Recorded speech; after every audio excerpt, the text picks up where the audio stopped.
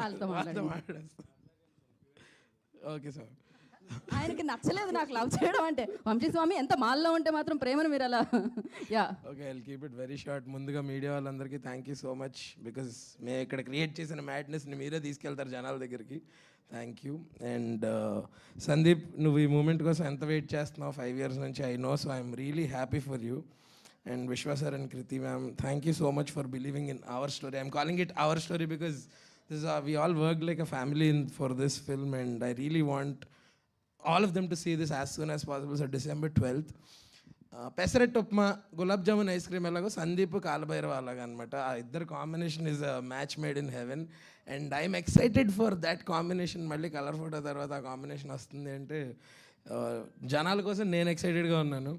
And coming to the 2 biggest strengths of the film, and pre రిలీజ్లో తను చాలా మాట్లాడాలి రోషన్ గురించి. తను చూపించిన రేంజ్ ఆఫ్ ఎమోషన్స్ కానీ యాక్షన్స్ కానీ it's not at all like a newcomer. And ఈ అమ్మాయి ఫస్ట్ సినిమాలోనే డైలాగ్స్ లేకుండా అంతలా కన్వే చేసిందంటే ఆల్రెడీ కొంతమంది క్రష్ లిస్ట్లో యాడ్ అయిపోయినట్టుంది కదా. ఎదుగుతున్నారు ఇన్స్టాగ్రామ్లో, చూసాను ఇందాక.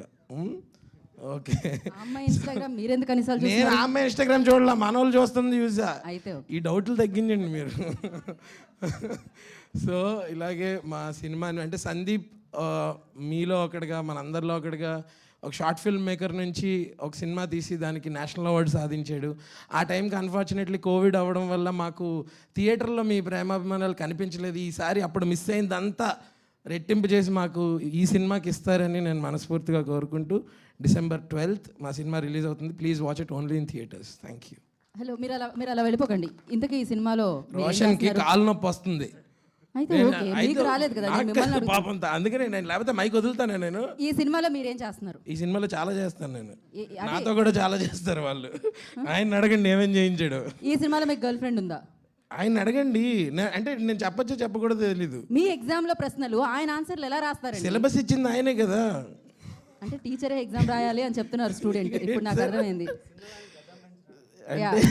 ఈ సినిమాలో విశ్వప్రసాద్ గారు బేసిక్ గా నేను సార్ తర్వాత మాట్లాడుకుంటాం.